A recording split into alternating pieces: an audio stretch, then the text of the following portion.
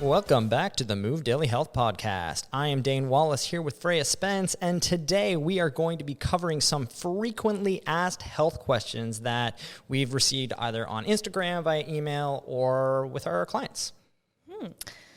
So in no particular order, these are just FAQs that we get and are frequently engaged with. The first one is, do you need to track calories to be healthy? One of my favorite questions, and the answer is no. You do not need to track calories to be healthy. Can you? Of course, absolutely. It is one way to do things. It is what I would describe as the hard way to do things. Yes, energy balance matters. 100% energy balance matters, but calories in dictates calories out. So if you take in fewer calories, for example, then you're actually going to put fewer calories out, and you cannot reduce calories forever. So just focusing on reducing calories is going to be a pretty futile exercise, because eventually you're not going to be able to do that or sustain that. And then the process is going to kind of cycle back. So no, you don't have to do that.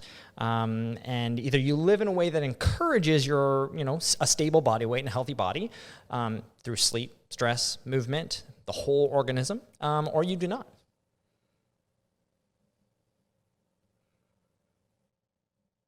Nothing to add. Cool. All right. Nailed it. So now I have one for Fréyja.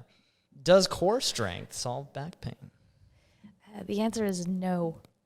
So most people who have low back pain, or we could say back pain, like spine pain, anywhere along the chain, but most people with low back pain have lost the ability to move well at the hips and at the shoulders and upstream, so upstream and downstream from the area of discomfort, and that will perpetuate problems with the low back. The other thing that we see most often is they don't need to amass more strength, like total strength. They're actually using their backs a lot. What they do need to work on is learning how to tension properly and how to relax properly. So a lot of people who've experienced low back pain have an inability to respond and tension as quickly as someone who has not experienced back pain. So if you get jarred or something, or like your dog pulls you on a leash, someone with back pain is slower to respond and to react.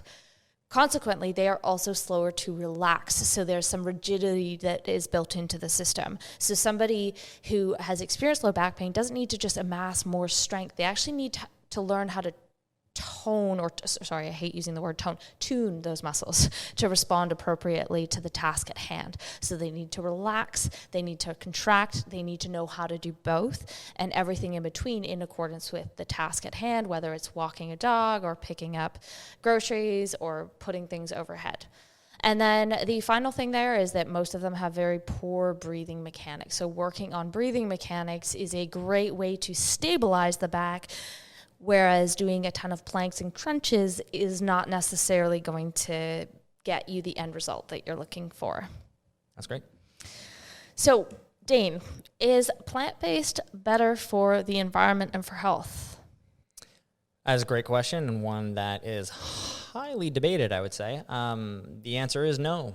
Both can be better for health and for the environment relative to, let's say, the standard American diet, which is filled with highly processed foods that come from unsustainable sources. But plant-based is not by default better for health or for the environment.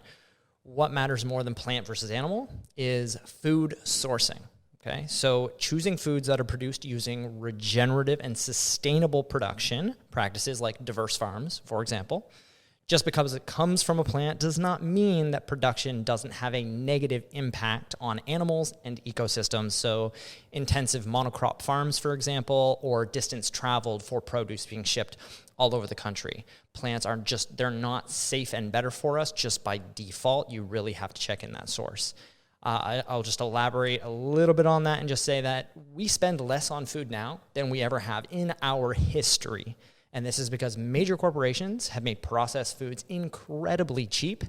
And we're driven to buy cheap whole foods as well because we see other foods being produced cheaply. So we end up buying, crappy meat that comes from sick animals and vegetables that come from monocropped farms. And the real answer is to spend as much of your money on food as you can. Again, everyone comes from a different economic status, but a lot of us also buy and consume a lot of things that we don't necessarily need. There's a lot of disposable products out there that we prioritize above quality food because we know we can get cheaper, lower quality foods. But if you have the means, spending more money on food, prioritizing that over entertainment, for example, is the best way to make sure you are doing the best thing for your health and for the environment. Fréyja, is there an ideal posture for sleep? Oh, I love this one. No. I feel like we're answering a lot of no's. Just straight up, no, there isn't. Some people have been taught that the best posture for sleep is lying on your back because it's perfect for the spine. And I call BS on that. We are variable. And if we're hopefully spending at least 8 hours in bed at night, it's okay to be variable there. What does matter, though, is that because we spend so much time there, it does matter what pillow we use. And we need to find ones that are supportive of our sleeping structure. Because if you're waking up every morning with headaches, neck pain, and shoulder pain, chances are high it's just not the right pillow for you, and changing that alone can make a huge difference. Hell, some people go without and they do really well without. So you have to play around with that yourself. Your pillow matters, your mattress matters, your environment of sleep matters, but you are allowed to move your body and you do not have to force yourself or train yourself to be sleeping on your back. In fact, a lot of people will mouth breathe when on their back, and that is just a straight shot towards waking up with headaches, waking up without feeling rested, and living in a sort of stressed state while we're sleeping. So where you sleep and the positions you sleep in should feel supportive. You shouldn't be waking up, I should say there's variability here because with certain conditions that happens anyway. But we want to minimize how much discomfort you wake up in, and having variability within like your pillows or maybe using a weighted blanket is a great way to make sure that you get high quality sleep. But forcing a certain posture, especially one that forces you to mouth breathe, not good. So unfortunately, I've seen a lot of people have been told this by various chiropractors. I'm not a fan of chiros. It's just that that's where I've seen it coming from, and I'm not entirely sure why, other than some have argued that they've seen it in patients, but correlation and causation are very different things, and anecdotes are not data. So Dain, is fasting good for weight loss? Yes. No. It can't be. It is one strategy. Fasting is one strategy. If you fast and you limit your window, which limits your calorie intake, that can result in weight loss. That is possible. However, I recently wrote a blog on this. If you go to our blog, you can find two blogs, one on circadian rhythms, one on intermittent fasting. They both kind of play off one another. That will further explain this. But I will just say that it's not a great tool for most people for weight loss, just because a restrictive mindset is a bad tool long-term for both health and body composition, because less eating generally will lead to less muscle, which will lead to lower metabolism, which will lead to harder results to sustain over time. Your circadian rhythms will also be skewed if you decide to fast through the morning hours and eat late. Again, another bad habit for health. And anybody who has had issues with disordered eating in the past, fasting can be a trigger for this and is not a good strategy for anybody who falls under that umbrella. It's also very hard to nourish the body when you have a shorter eating window. It puts a lot of pressure on the meals you do eat to give the body all the things it needs to thrive. So if I was going to recommend intermittent fasting to anybody, it would be early evening intermittent fasting, meaning start your day with a nice big breakfast, have lunch, and then cut your eating off at dinner and don't eat later than that. That's really the only thing I would recommend, because that does support healthy circadian rhythms and can be very productive over time. And Fréyja, is pain always a sign of tissue damage? Well, I think anyone who's listened to us up until this point will understand that the answer is a clear and resounding no, it is not. You can get pain with zero tissue damage for a number of different reasons, and you can also have no pain with great tissue damage. And in the Pain 101 blog, we wrote about this. There were two examples of construction workers, both experiencing issues with nail guns. One, the nail went through his boot, was losing his mind, in so much pain.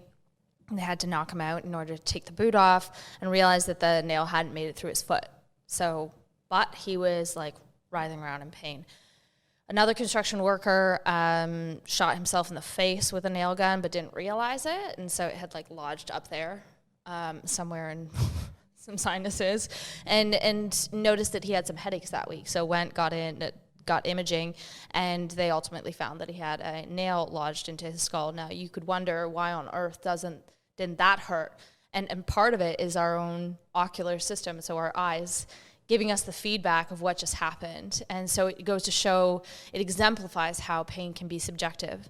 The other side of it is the more fear you have around a certain pain experience. So, if you have an association with, oh my God, this area being in pain means I won't be able to do X, Y, Z, you may have a greater fear response. You may sense that pain even more because of the broader implication it has on your life.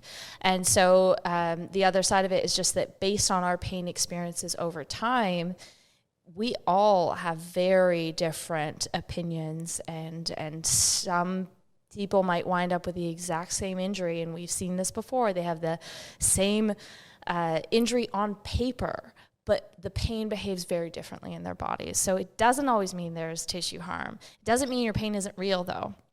And so that's another layer to address, and that's part of the reason that we really work on addressing function and all the potential triggers within your environment or anything going on that could elicit that pain response. Because again, it's real, but it is not tied to tissue damage. Great. And last but not least, Dain, is meat necessary in a healthy diet?